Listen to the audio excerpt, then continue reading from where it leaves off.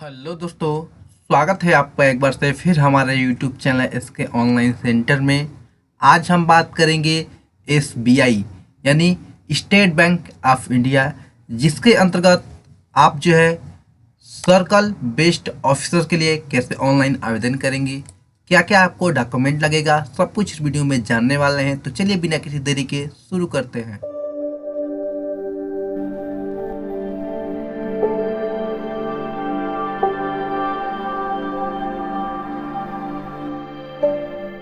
जैसा कि आप देख पा रहे हैं, इसका ये मेन साइट है। इसका लिंक मैं डिस्क्रिप्शन में दे दूंगा ताकि आप इसके मेन साइट पे चले आएँ। ये फॉर्म जो है 22/11/2023 से शुरू हो चुका है और 12/12/2023 तक इस फॉर्म को फिलअप किया जाएगा। अगर आप पहले से इस फॉर्म को अप्लाई कर चुके हैं तो आप अपना registration number, password, security code fill करके सबमिट करेंगे तो आपने जितने भी फॉर्म को फिलअप किया होगा आपके सामने आ जाएगा। अगर आप नए कैंडिडेट हैं, नए यूजर हैं, नया रजिस्ट्रेशन करना चाहते हैं तो click here for new registration पर क्लिक करेंगे। जैसे ही आप इस पर क्लिक करेंगे आपके सामने कुछ इस तरह का डैशबोर्ड आएगा, जिसमें आपको जो कि 6 कॉलम दिखाई देंगे, जिसमें आप फर्स्ट कॉलम में बेसिक इन्फॉर्मेशन फिल करेंगे, सेकेंड में फोटो एंड सिग्नेचर को अपलोड करेंगे, थर्ड में जो है कि आप अपना डिटेल फिल करेंगे, फोर्थ में प्रीव्यू को चेक कर सकते हैं कि मेरे द्वारा जो भी डिटेल फिल किया गया वो सही है। फिफ्थ नंबर में आप जो है कि डॉक्यूमेंट को अपलोड करेंगे। सिक्स में आप जो कि पेमेंट करेंगे, जितना भी आपका पेमेंट लगेगा। तो चलिए हम सबसे पहले बेसिक इन्फॉर्मेशन में चलते हैं। बेसिक इन्फॉर्मेशन में सबसे पहले फर्स्ट नेम को कंफर्म करेंगे, मिडिल नेम को कंफर्म करेंगे, लास्ट नेम को कंफर्म करेंगे। जैसे ये पूरे को फिल करेंगे आपका नाम यहाँ पर शो होने लगेगा। मोबाइल नंबर देंगे, मोबाइल नंबर को कंफर्म करेंगे। अल्टरनेट कोई मोबाइल नंबर देना चाहते हैं तो वो यहाँ से दे सकते हैं। ईमेल आईडी यहाँ से फिल करेंगे, @ पहले से लगा हुआ है। यहाँ पे एक ड्रॉप डाउन लिस्ट आपको दिखाई देगी, यहाँ पर जो भी ईमेल आईडी देंगे अपने थ्रू यहाँ से चूज कर सकते हैं। जैसे आप @gmail.com लगाते हैं तो इसको चूज कर सकते हैं। ईमेल आईडी को यहाँ से फिल करेंगे, पूरा यहाँ से टाइप करना पड़ेगा। सिक्योरिटी कोड यहाँ से देंगे, इसके बाद सेव एंड नेक्स्ट पर क्लिक करेंगे। ठीक है, जैसे ही हम आगे बढ़ेंगे आपका फोटो एंड सिग्नेचर का ऑप्शन खुल जाएगा।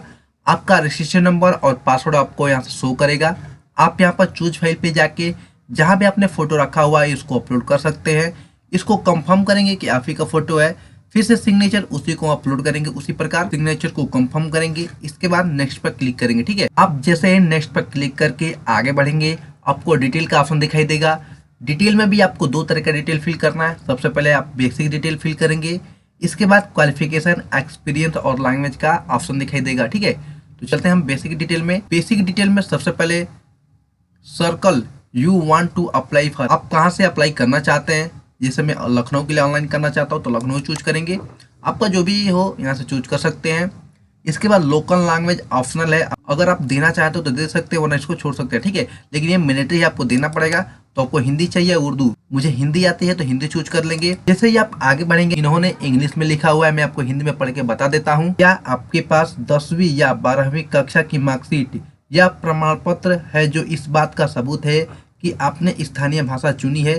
ठीक है, जो यहाँ पे आपने लैंग्वेज चूज किया है क्या इस बात का सबूत देता है। ठीक है, तो मेरे पास है तो इसको यस करेंगे। कैटेगरी देंगे, जनरल है, ईडब्ल्यूएस है, ओबीसी है, एससी है या एसटी, जो भी आपका कैटेगरी हो यहाँ से चूज कर सकते हैं। मेरा ओबीसी है तो ओबीसी चूज करेंगे, यहाँ से ओके करेंगे। ठीक है, इसके बाद सब कैटेगरी आप जो भी कैटेगरी लिखते हो यहाँ से टाइप कर सकते हैं।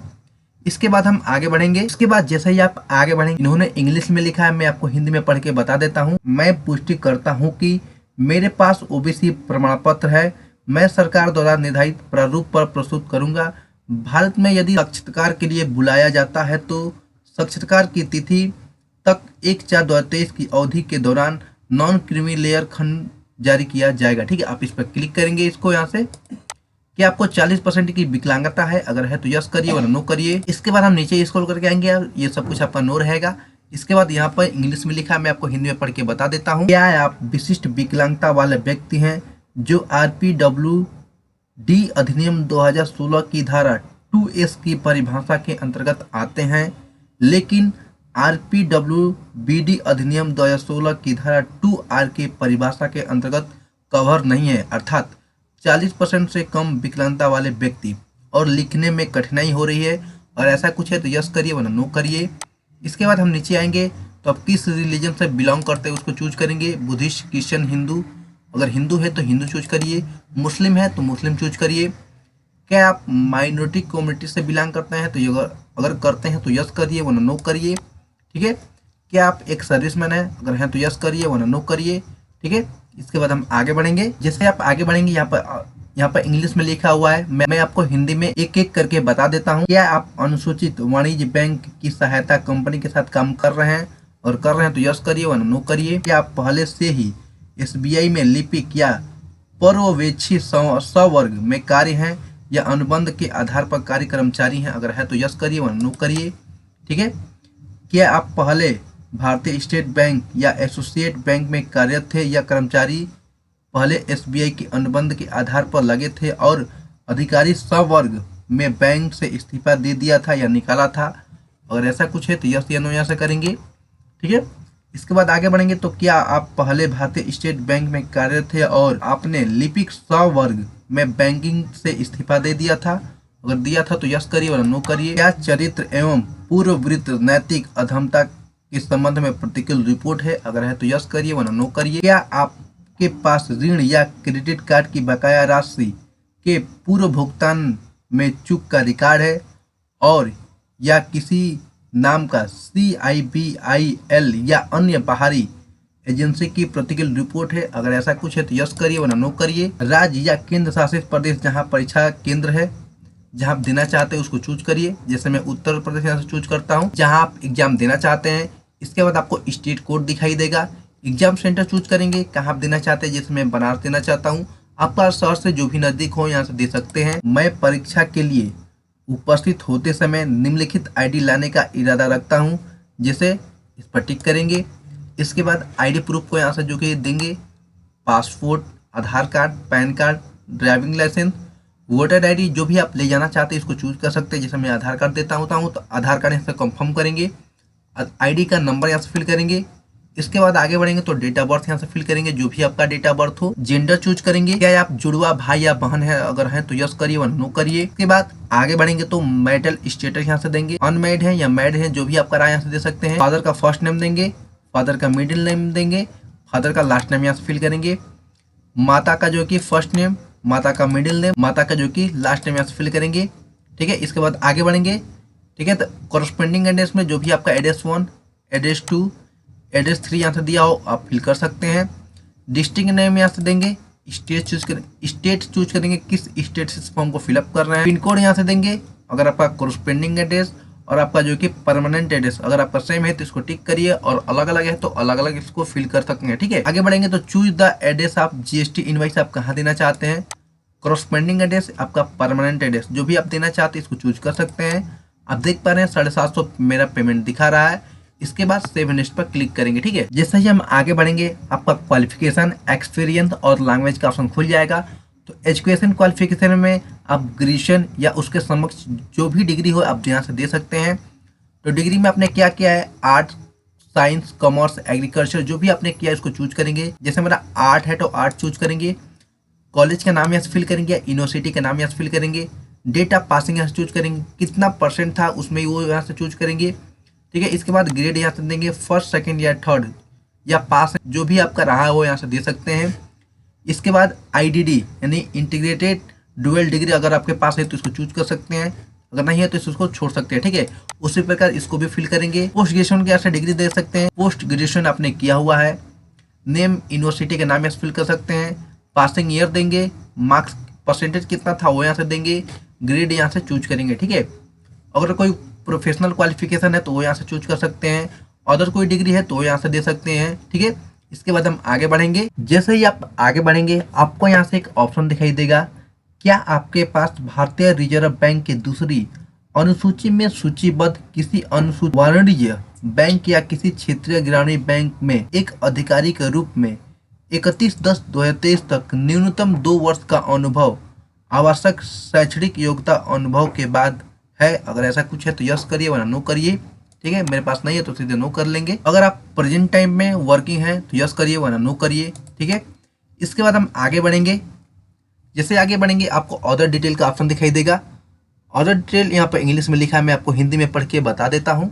ठीक है।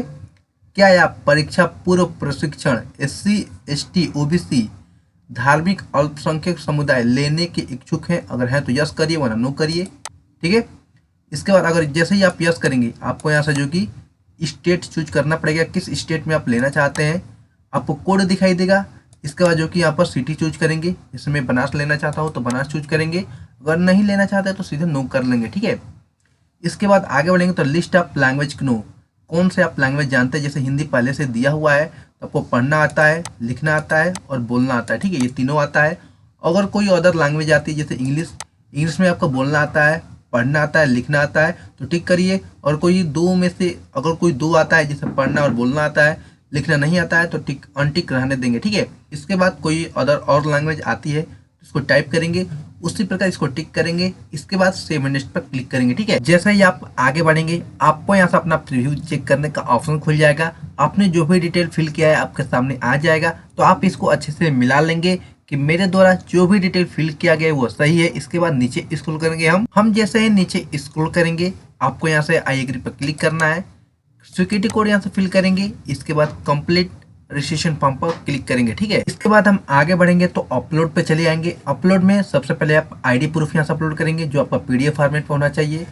ठीक है। उसके बाद जो कि proof of date of birth यहाँ से अपलोड करेंगे, जो आप हाई स्कूल अपलोड कर सकते हैं, वो भी आपका PDF फॉर्मेट में होना चाहिए। जॉब प्रोफाइल यहाँ से अपलोड करेंगे, जो आपका PDF फॉर्मेट में होना चाहिए।